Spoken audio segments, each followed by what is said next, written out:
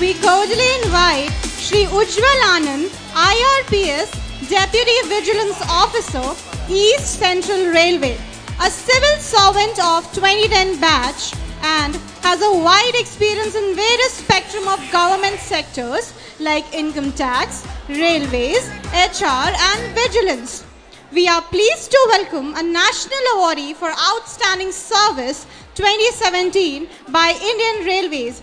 Ladies and gentlemen, please welcome Shri Ujjwal Anand. नमस्कार दोस्तों,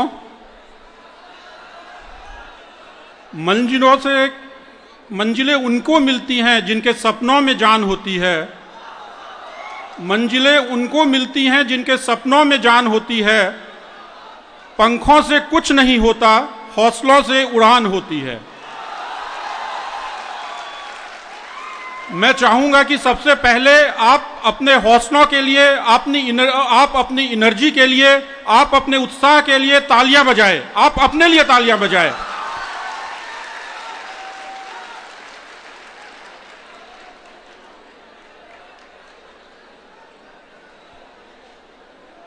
दोस्तों,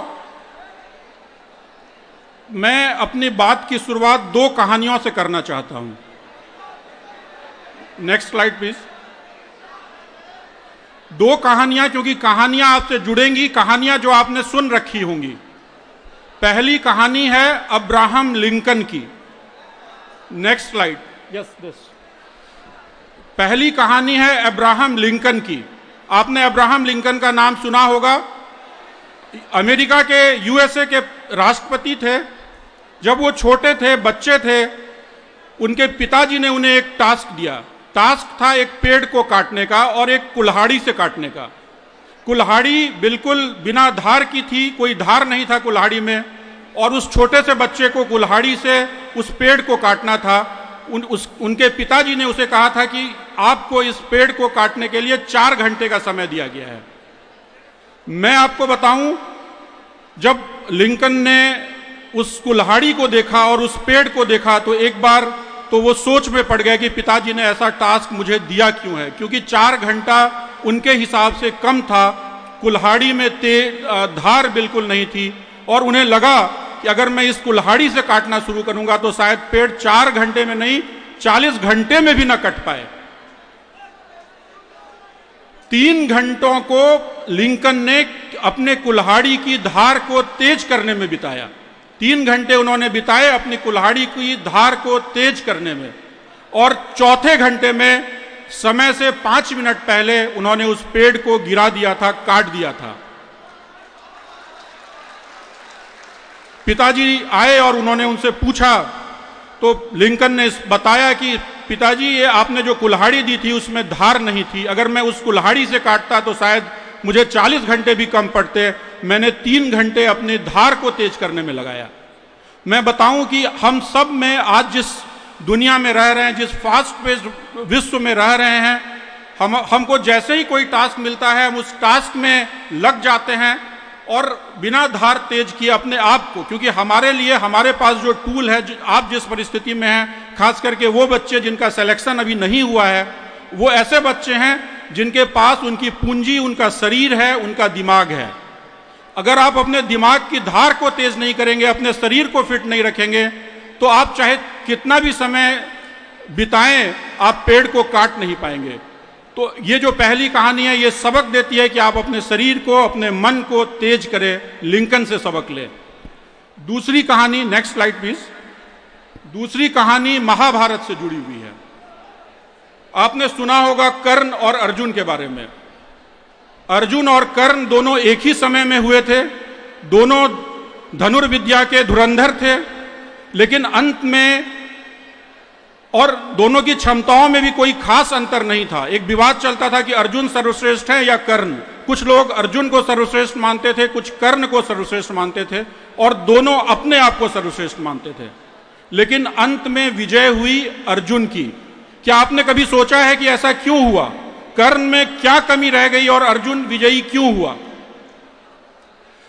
आप अगर 2 मिनट महाभारत की इस कहानी पे गौर करेंगे तो आप देखेंगे, जैसे आप जानते होंगे कि कर्ण जब उसका जन्म हुआ था वो भी कुंती का पुत्र था, अर्जुन भी कुंती का पुत्र था। दोनों ही लोग, कर्ण का लालन पालन थोड़े विपरीत परिस्थिति में हुआ। उसे उसकी मां ने जल्दी छोड़ दिया, नदी में बहा दिया। एक राज सारथी के यहाँ उसका लालन पालन हुआ। अर्जुन को राज परिवार का साथ मिला। लेकिन एक समय ऐसा आया जब अर्जुन कहीं ना कहीं कर्ण से पीछे थे, उनको वनवास में जाना पड़ा था। और कर्ण एक तब तक अंग प्रदेश के राजा बन चुके थे, दुर्योधन का उनको साथ था, परशुराम से शिक्षा ग्रहण कर चुके थे। एक समय पर कर्ण कहीं ना कहीं अर्जुन से आगे थे। उसके बावजूद अर्जुन की हार हुई, अर्जुन की जीत हुई और कर्ण की हार हुई। कारण क्या था? कारण अगर आप देखेंगे तो उनके व्यक्तित्व में 2-3 कमियां थी जो अर्जुन के व्यक्तित्व में नहीं थी। पहली कमी जो कर्ण के व्यक्तित्व में थी वो कमी थी उनको अपने आप को सिद्ध करने की उत्कंठा, अपने आप को सर्वश्रेष्ठ बताने की उत्कंठा। हमेशा अर्जुन को चैलेंज करते रहते थे और वो उनके हार का कारण बना। दूसरा कारण था कि जब समय पर उनको अपनी आलोचना सुननी थी, जब उनको आलोचना सुननी थी भीष्म की, उनको आलोचना सुननी थी द्रोण की, जो कि उनके सबसे बड़े आलोचक थे, जब वो आलोचना करते थे उन आलोचनाओं पर कर्ण ने कभी ध्यान नहीं दिया। और जब उनको अपना सर्वश्रेष्ठ प्रयास देना था, उन्होंने शल्य को अपना सारथी बना लिया, जो उनका सबसे बड़ा आलोचक था। हार का एक कारण वो भी था। और जो मुझे सबसे बड़ा कारण लगता है कि कर्ण ने अपने समय में अपने ऊपर भरोसा कम किया, दूसरे लोगों के ऊपर भरोसा ज्यादा किया। जैसे दुर्योधन पे भरोसा किया कि उसका साथ पकड़ लेंगे, अंग प्रदेश का राजा बन जाएंगे तो शायद अर्जुन से बड़े हो जाएंगे, या परशुराम से गलत बताकर शिक्षा ले लेंगे तो शायद अर्जुन से बड़े हो जाएंगे। लेकिन वही अंत में उनके हार का कारण बना। और एक और मैं आपको बताऊंगा कि जो कमी थी कि दोनों ने मित्रों को चुनने में बहुत अंतर था। कर्ण ने जो मित्र चुने वो दुर्योधन और दुशासन थे, शकुनी था। और अर्जुन ने जो मित्र चुना वो मित्र कृष्ण था। तो आप बताइए कि विजय किसकी होगी?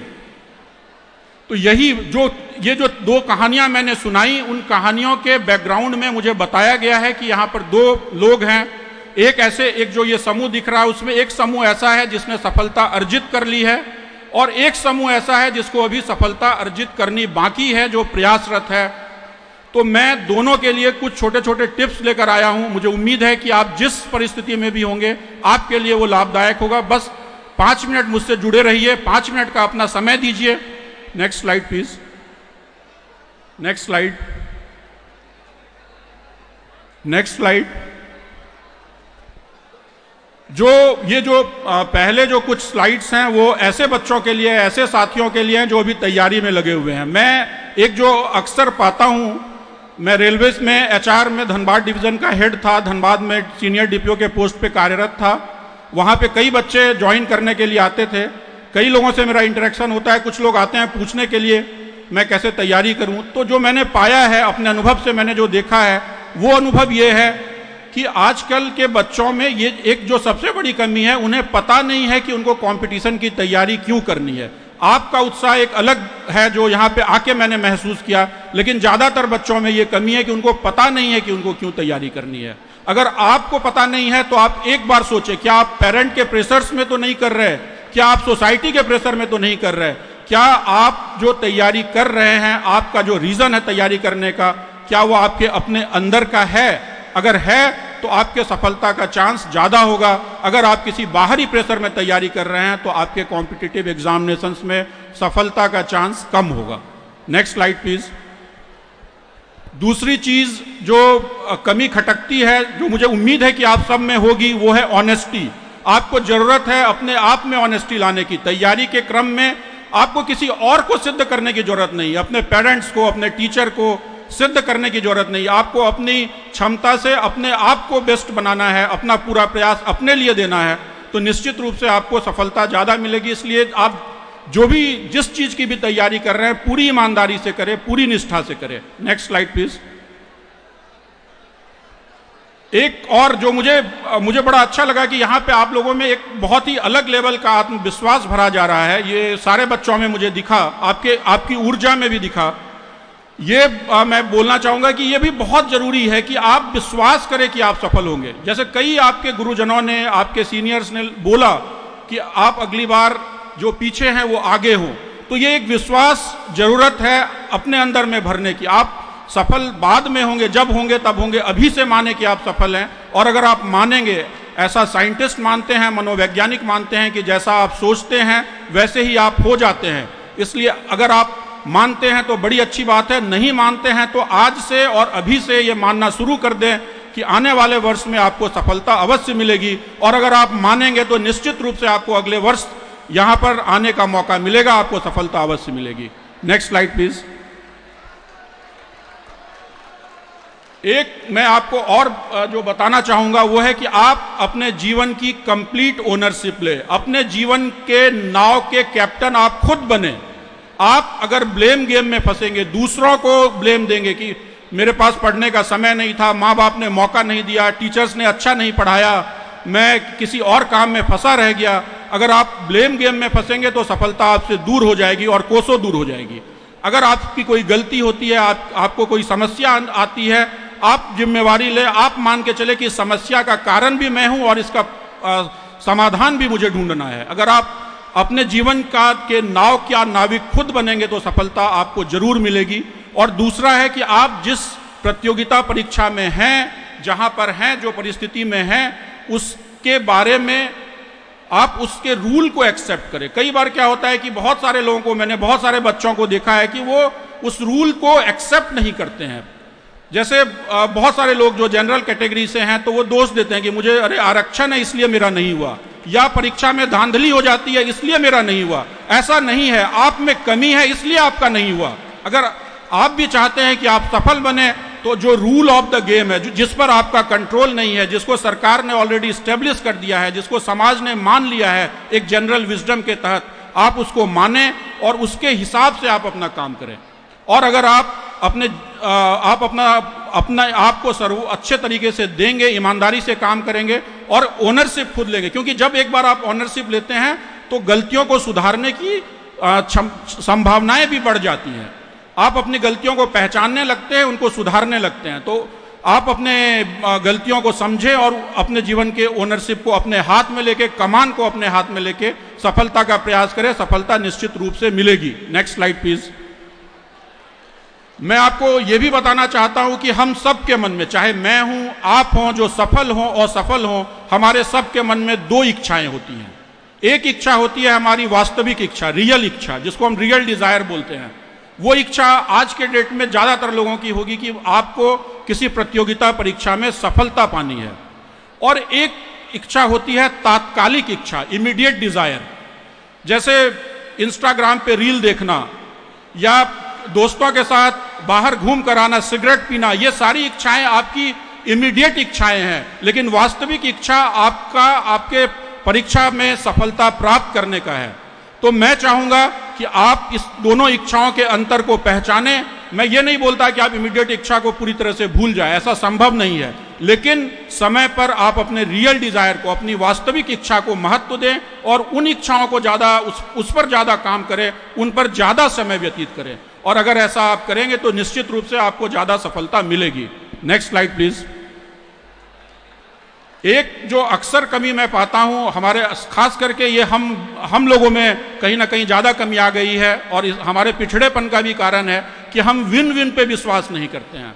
हमारा ये रहता है कि हम सफल बने, और हमको सफलता दूसरों की कीमत पे मिलेगी। ऐसी हमारी सोच हो जाती है कि हमको लगता है कि अगर फलाना ज्यादा मेहनत करेगा, उसको मैं कुछ मदद कर दूंगा तो कहीं ना कहीं वो मेरे राह का कांटा बन जाएगा।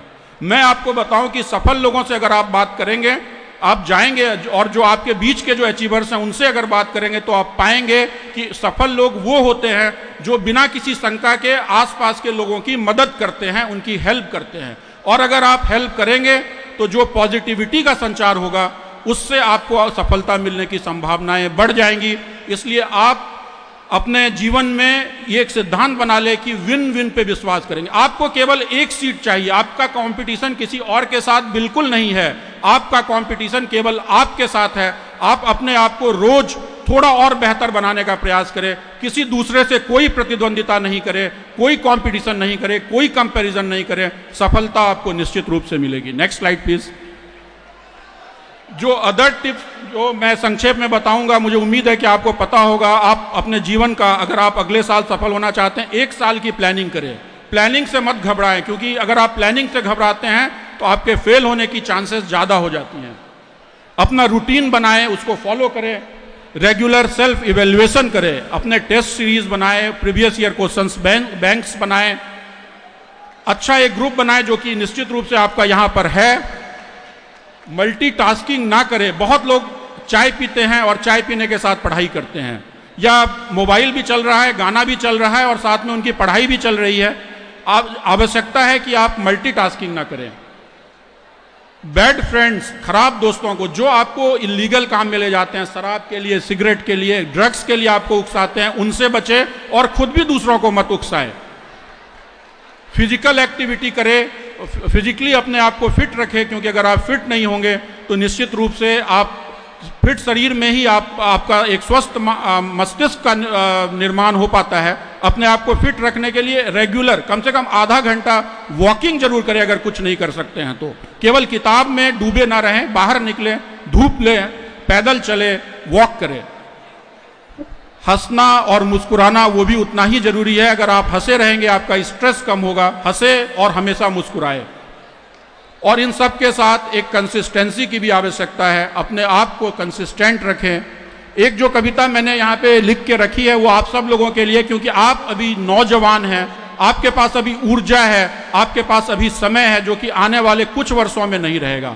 अगर आप अभी मेहनत करते हैं, अभी अपना सर्वोत्तम देते हैं, तो आने वाले समय में आप खुश रहेंगे पूरे अगले 30 साल, 40 साल, 50 साल। लेकिन अगर ये समय आपका बीत जाता है तो आप बाद में पछताने के सिवा और पछताने के अलावा आपके पास कुछ नहीं रहेगा। मैं आपके लिए उस कविता को एक बार दोहराना चाहता हूं जो यहां पर लिखी हुई है।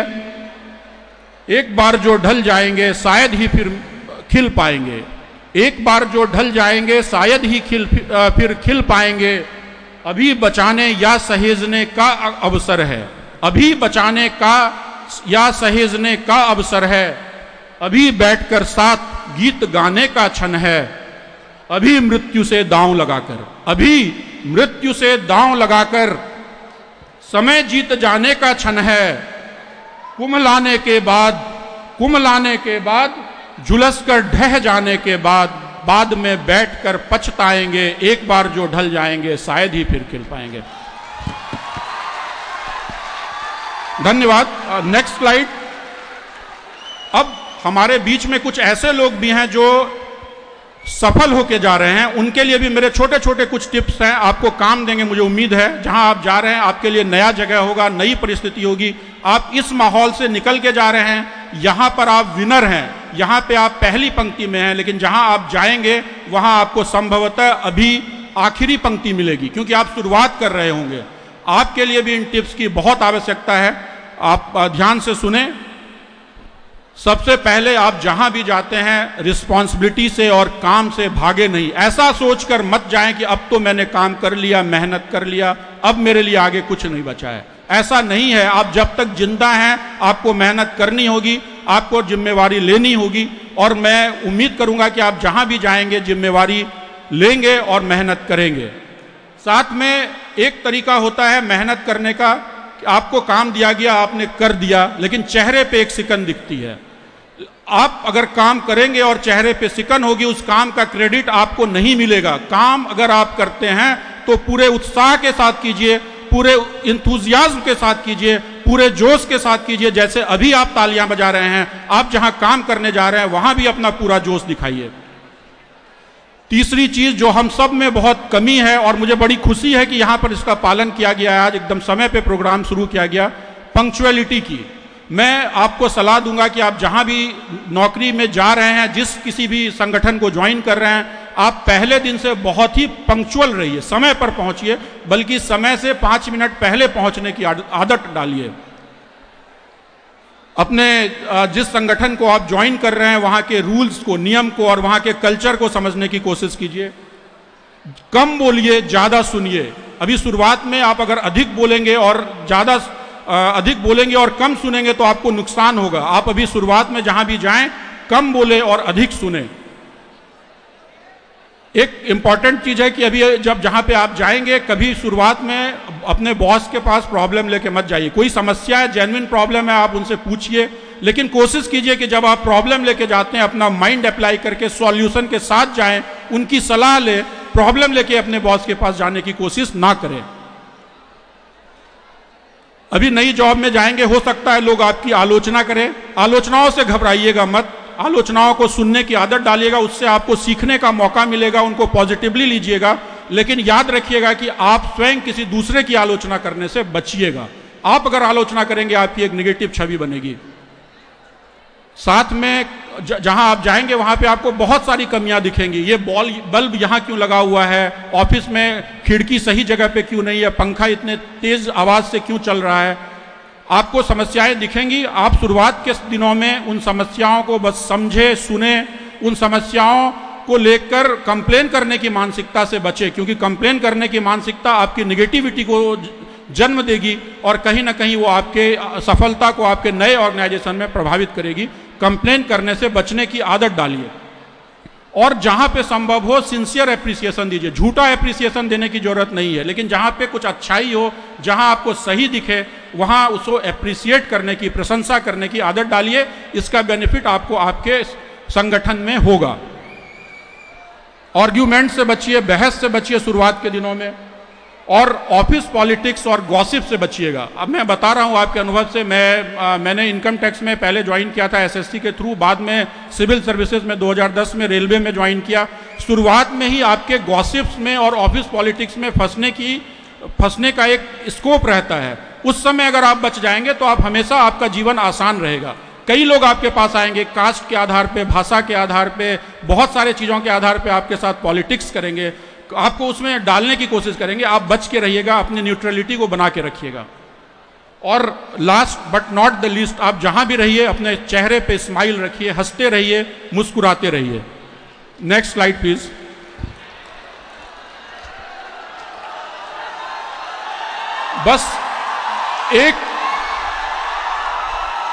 बस एक अंतिम शब्द मेरा आपने इतने ध्यान से सुना है, एक लास्ट स्लाइड सुनेंगे।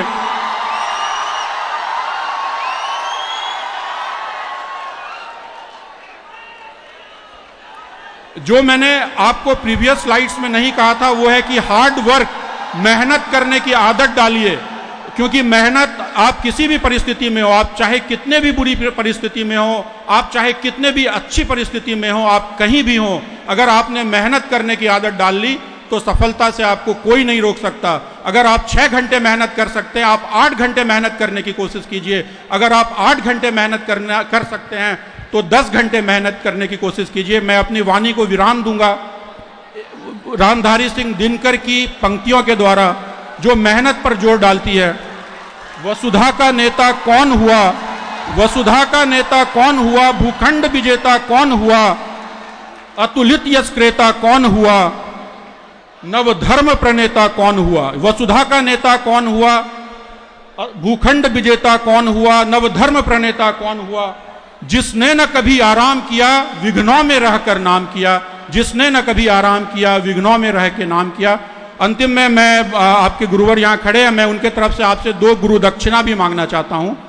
अगर आपको मेरी बात अच्छी लगी होगी, इनकी बात अच्छी लगी होगी, इनके पढ़ाई का आपको मोल लगा होगा, तो मैं 2 गुरु दक्षिणा मांगना चाहता हूँ आपसे। पहला, आप अपनी इंटीग्रिटी को बचा कर रखिएगा, आप जहां भी जाइएगा ईमानदारी से काम कीजिएगा। और दूसरा, आप जहां भी रहिएगा बिहार पर गर्व करिएगा, अपने बिहारीपन के गौरव को बचा कर रखिएगा। निश्चित रूप से हम लोग, आप सफल होंगे। आपको मेरी ढेर सारी शुभकामनाएं, मेरा ढेर सारा आशीष। बहुत बहुत धन्यवाद। नमस्कार।